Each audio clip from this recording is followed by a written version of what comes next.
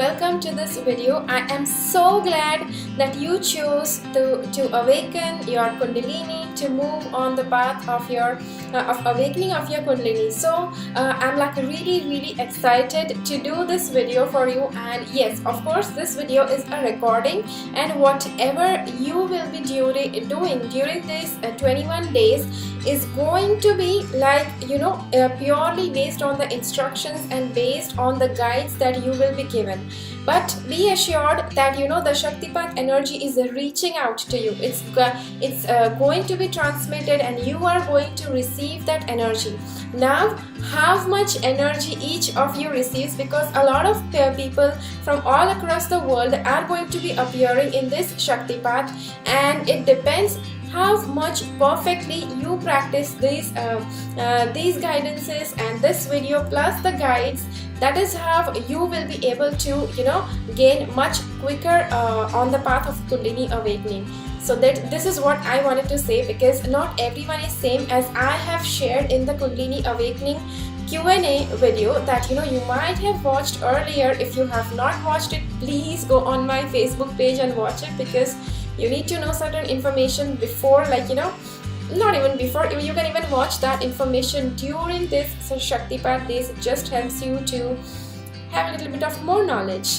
Okay, so I would love that you watch it and you be ready for this Shaktipat, because being ready to accept the energy, not just knowing it mentally, but on spiritual basis as well as on emotional basis also, it's needed that you are ready to accept the Kundalini Shaktipat transmission energy. So here are a few things that I'm going to share with you, and plus these things are also going to be given to you in a guide. Now this guide will be like a guide that that not everybody has it. It's only you people out there are supposed to have this guide, and make sure that you keep this guide confidential, because there is going to be some stuff in the guide which only you guys are supposed to have. And because I am aware that I am when you have that guide, when you have all that important information and important Shaktipat related energy transmitters inside in that guide, I know that it's going out to you, so so I can be careful, I can stay in touch with you. So try to keep that guide confidential, okay? I don't want that that it just goes out to anyone who has not appeared for the Shaktipat, who is not ready for the Shaktipat. Your body, your mind and your soul has to be ready for the Shaktipat, and that's the reason I'm telling you to keep this guide purely confidential. And whoever is supposed to awaken their Kundalini, they will be directed by universe, so to the best person out there who can help them awaken their Kundalini. So okay, so now in this video I am going to share with you a few steps, a lot of steps. But yes, try to watch this video to the full. If you are not clear, maybe you can watch it more times. It's not about clarity, but when you watch something more than one time, you actually get to know what is being told in that video. So I would love that you watch this video at least 2 to 3 times while you are in the Shaktipat. And I would also like to say that the less amount of blockages you have in your mind or in your body, the quicker will be your path of Kundalini awakening. Okay, so by the end of this video I will just explain a few things that you can expect during this Shaktipat. So maybe you might have read on my blog that what happens during a Shaktipat and all that. It's the same stuff that I'm going to be discussing, but yes, just in case you would love to know, by the end of this video I will be discussing that. And so now let's get started towards the part 1. This video is divided into 4 parts. Last part is what contains the feelings and sensations during a Shaktipat. So that's it's optional whether you would love to watch it or not. But yeah, first 3 parts, it's important for you to watch it. Okay, so let's get started. Okay, so now let's see what's the first thing that you have to do. So the first thing that you are supposed to do is breathing exercises. Now, why am I telling you to do breathing exercises? Because when you are taking in Kundalini awakening Shaktipat, there has to be a lot of strength, inner strength. And that inner strength, I'm not talking that, in the terms of willpower or something, but this inner strength, for the inner organs as well as the inner body. Outer body, you can easily work out, you can easily do some exercises, that is going to make your outer body strong. But your inner body has to be really, really strong, because Kundalini is like a very powerful energy. It's like a really, really powerful is like a very small word for her. Yes, I'm saying it her because it's divine feminine energy, and it's like really powerful, and it's like a mighty energy. Mighty is the right word for her. So it's really mighty energy. So your inner organs, it has to be really, really strong, really. And that strength comes in from breathing exercises. So that is why I'm just telling you that you have to do breathing exercises. Now here I am going to teach you 3 different breathing exercises. You might have already heard of them, because they are not something that I have created. They are coming down since time immemorial, like the yoga, pranayam, and all that stuff. If you have learned somewhere in school or in college, or maybe through some yoga classes or something, these are the same breathing exercises that I am going to tell you. I cannot say that teach you, I think yoga is somewhere or the other running in our blood. If you are sitting here taking a Kundalini Shaktipat event, that there might be something you might have learned about yoga. So just, trying to make you aware that these are the exercises that you are supposed to do. So the first breathing exercise that you are supposed to do is the Anulom Vilom Pranayam. Okay, Anulom Vilom Pranayam is where you have to use 2 fingers, your index finger as well as your thumb. With your thumb, close one nostril, and you have to breathe in through your left nostril. Okay, this is appearing right because it's like a mirror image. I'm doing it from the left and it's appearing on the right. Whatever it is, still, close one nostril and breathe in through the the one that is open. Close it and retain that breath for some time. Release the other side and exhale through that. Again inhale, close it, retain for some time and exhale.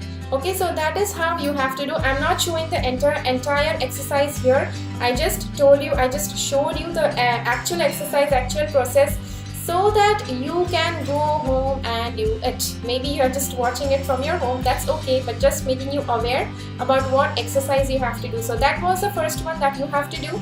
The second exercise is Kapalbhati.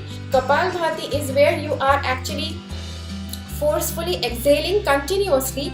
You are not inhaling. Okay, during this process, just try to make up your mind up to what counts would you like to breathe out, how much you would up to what count would you like to exhale. Like suppose you can do it up to the count of 20 or 50 or maybe even 100. Some people do this for 5 minutes, but yes, you have to begin doing it with 20 counts or 50 counts, and then you can extend it to 5 minutes. Initially, when the first time you are doing it, you cannot do that for 5 minutes. Have mercy on yourself that much. Okay, so okay, fine. So now I'm just showing you how to do this, perform this exercise, Kapalbhati, continuously exhaling, no inhaling. Okay, and what happens in this, that whatever breathing in and breathing out you do throughout your day, what happens is somewhere or the other some stale air, you are not able to exhale it completely. So in this exercise, when you are continuously exhaling, what happens is that even small tiny bit amount of stale air is that stays trapped inside your lungs. It's exhaled, it's thrown out of your body. And then once you finish this exercise, when you inhale, you will actually feel what amount of fresh air is like taken in, how much it was clogged inside. You'll just feel once you finish this one round of exercise. So I'm just showing you, a few counts of this Kapalbhati, and then you can just start it by 10 counts, 20 counts, 50 counts. Yes, if you have a high BP, then try to do this on a slower count, and a lesser frequent counts than a faster one. Okay, if you're totally healthy, doing it quicker is really good. If you have a little bit of issues, mind that.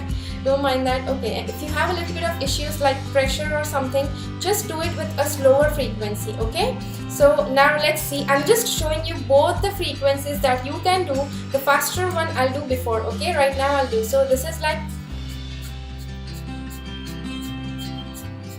so that you saw, I know, even this back posture is moving. Okay, so that was the fast one. And if you have if you want to do it on a slower note, you can do it in this way. I hope you get it. And yeah, so that was Kapalbhati. Now moving on to the third one, which is Purak, Kumbhak and Rechak. Purak means to fill your lungs with air. Kumbhak means to store and retain that breath, not store exactly, but yeah, retain that breath for some time. And Rechak means exhaling that air. Okay, so it would be something like,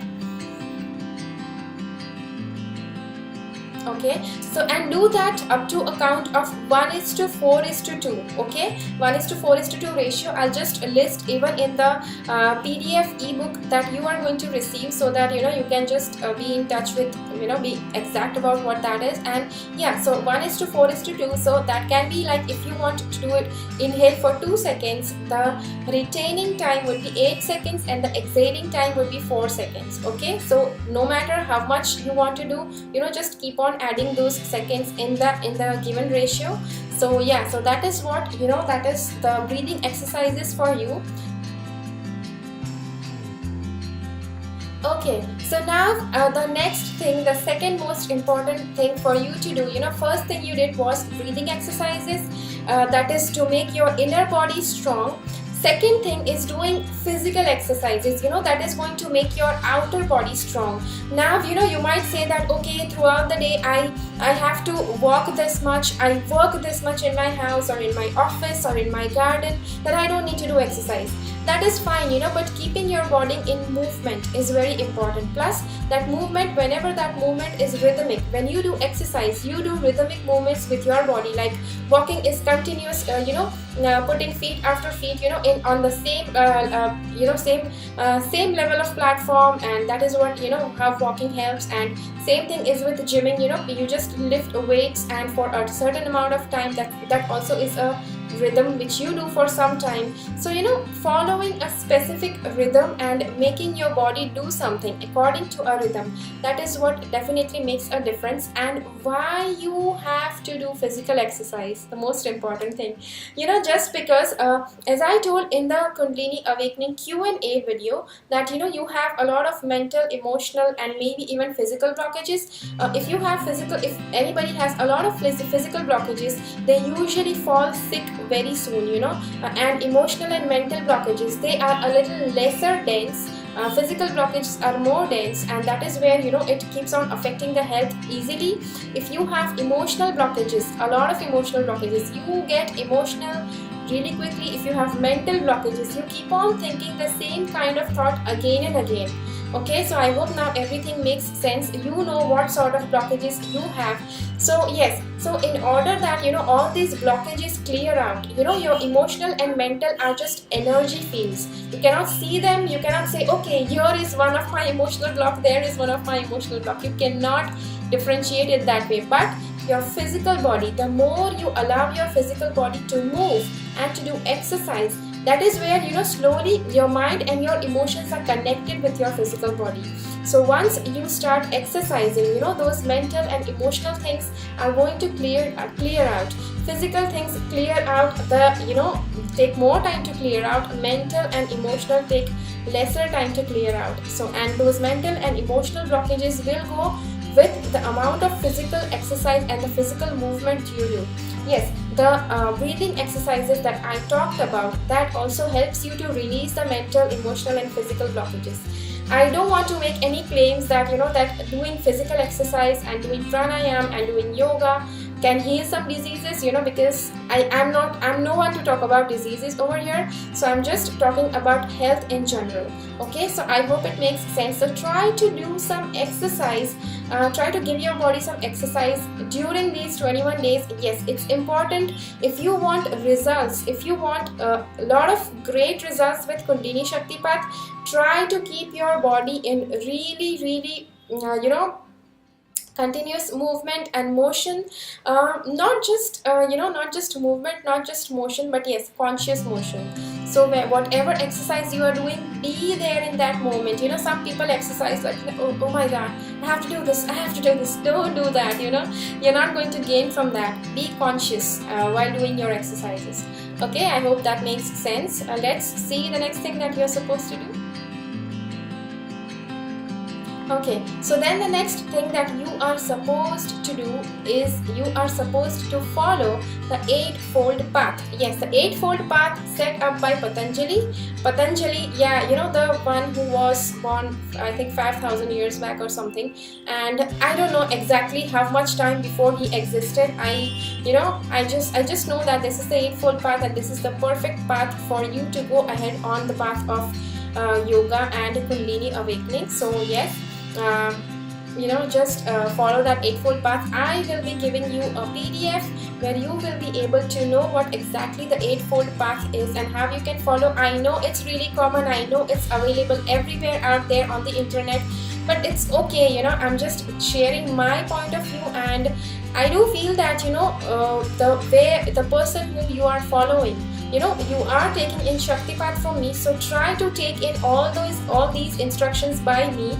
Try to take in my words, and it's just going to be easy for you to accept that Shaktipat energy more. I hope that makes sense. Okay, let's see what's up the part 2 for you guys.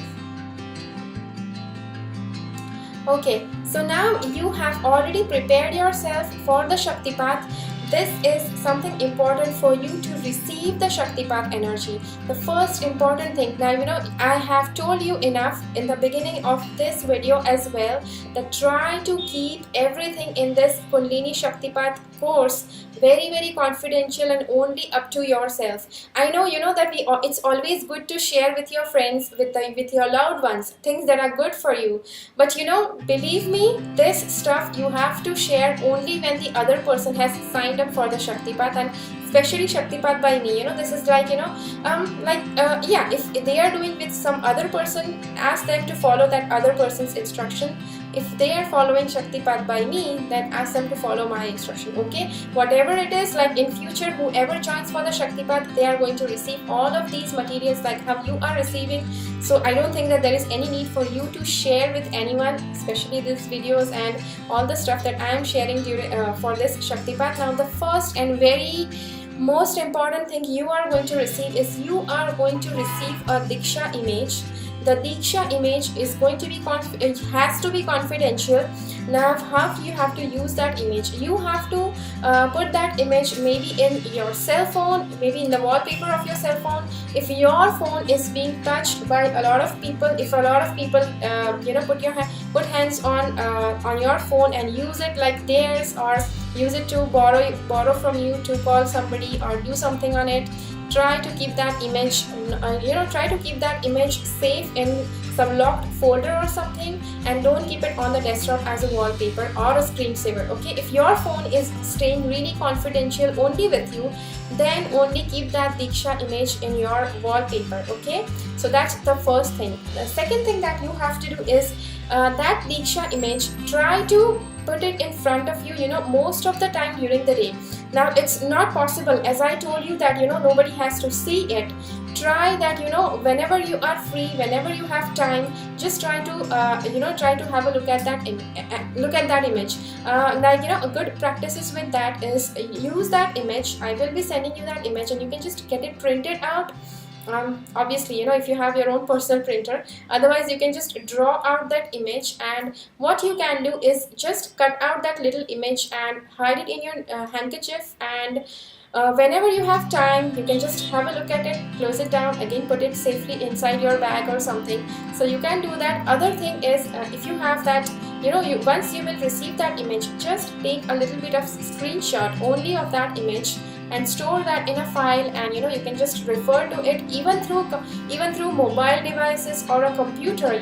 Still that thing is going to work. It's not necessary that you need to have something physical to hold on to so that it can work. It's nothing like that. That image itself will work.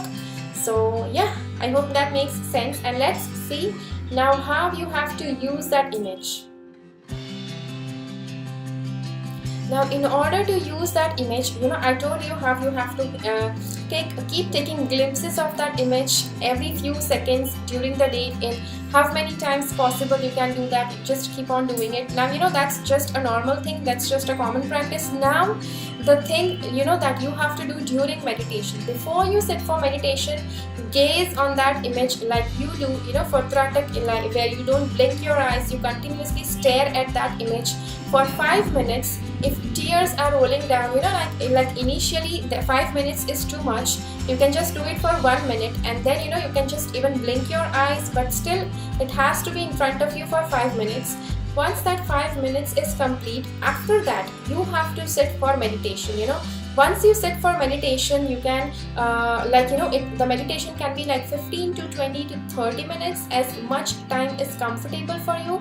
15 minutes is the normal minimalistic time that you need to give daily for meditation, and try to make it twice during the day, and most probably sunrise and sunset time. I know sunrise is okay, but sunset sometimes in the evening, it gets difficult for people to cope up with that time because they are out and working, but it's okay. Just try to fetch 2 timings throughout the day during these 21 days and give 15 minutes for your meditation.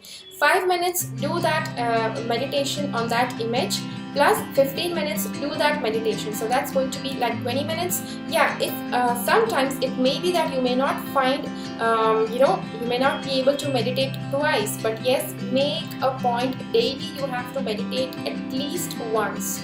Okay, so that is what you have to do.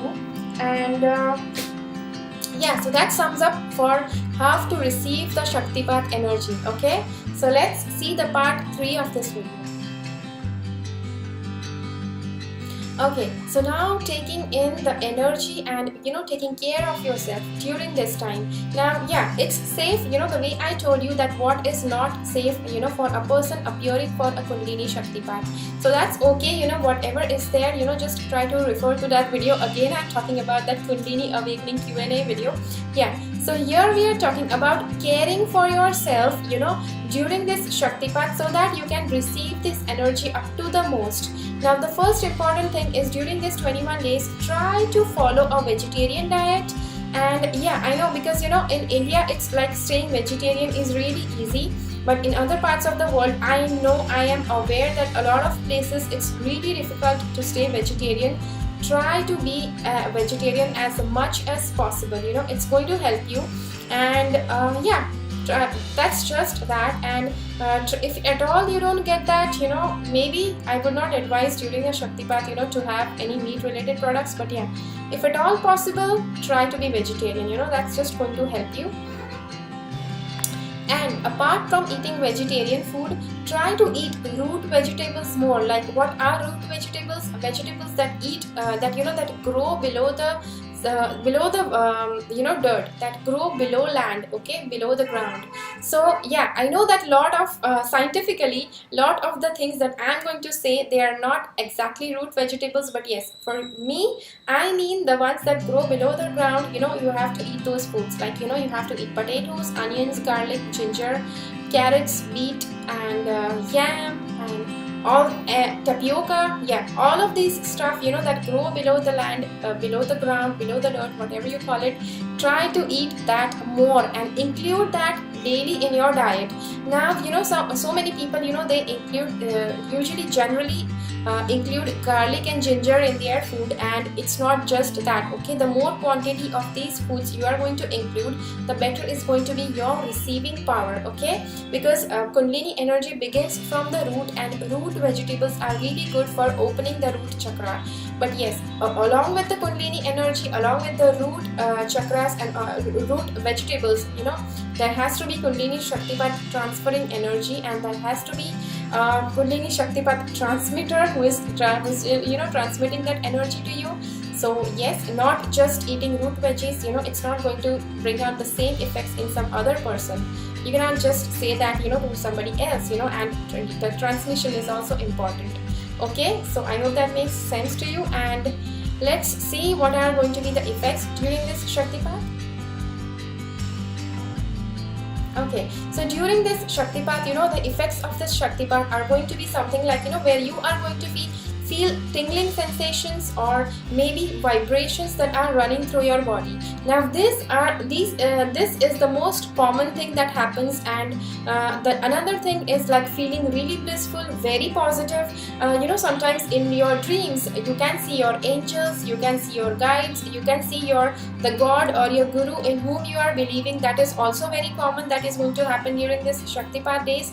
Plus, what I need to tell you is that during these days, during these 21 days, what might happen is like, you feel really positive, and something, the experiences, mentally, emotionally and physically, you might feel totally different, and you might feel yourself as a totally different and a more uplifted person than what you are otherwise. So yes, that might happen, and the vibrations, sensations, it might last for a prolonged period of time or just for a few seconds. I cannot say that okay, you are going to feel it for 1 hour or you are going to feel it for 5 hours. The Shaktipat energy is going to be transmitted throughout the day, and anytime you can just sit for meditation, and you are going to feel that. Even if you are not doing meditation, even if while you are working, you might feel vibrations, you might feel sensations. Okay, so sensations and vibrations are not limited only to your Shaktipat and your meditation time. You are going to feel it throughout the day. So the more that image gazing you are doing, plus the more regularly you are doing all these all this guidance, the more it's going to help. Okay, so I hope that makes sense to you, and all the best for you for appearing in this Shaktipat. And I hope that your Kundalini awakens as soon as possible. And let me know. You can just mail to me, or you can just stay in touch with me through Facebook or any other media, and just let me know whenever that happens. And and once that happens, once you feel your Kundalini awakening happening, that is just the beginning. It's just the beginning of the journey, because it's a long way to go, long way towards opening each and every of your chakras. And for somebody, all the chakras might open in just one instance, and this kind of people are really rare, 1 in a million, I can say. So I don't say that you need to expect that. I would say that don't expect that. If at all that happens, you are gifted. If it doesn't happen, it's okay. Take it as a slow and gradual journey, but it's totally fine. It's not bad that that thing doesn't happen to you all at once. Yeah, people do pray, people do wish that happens to them. Nothing bad in wishing, but yeah, it's okay, because your body, your mind and your soul, it needs time to adjust to the new shift, and that's the reason why it doesn't happen to anybody in a snap. And for the ones for whom it happens, like all the chakras opening all at once, they are like very advanced souls. They are like incarnated saints or something, who actually do that in just one instance, in just one sitting of a Kundalini. So that's okay. So it's just going to be a gradual thing, and opening of chakras, you just have to focus at the max, maximum try to open maybe all your chakras, it's just your choice, and minimum try to cross basic 3 basic chakras, that is Mooladhara, sacral and the solar plexus. Even if these 3 chakras are open, still it's going to be good for your life. Even better, try to reach your heart chakra. Heart chakra, going to your heart chakra, reaching your heart chakra, it's going to make you like a very good person at heart. The people who are not awakened to their Kundalini, you can say that they are at this level when they are good at heart, but once with awakened Kundalini, they are at this level. So I just cannot say that person who is awakened to Kundalini is only good at heart. There are people who are good at heart, but yes, they are just they are taught that way, they are taught to be that way, whereas here you are actually becoming more aware to become like that.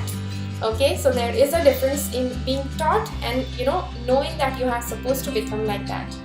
So thank you so much for watching this video. Try to watch this video more times if you're not clear, and try to read through all your guides. Try to do image gazing as much as possible. Thank you so much for watching, and all the best for your awakening.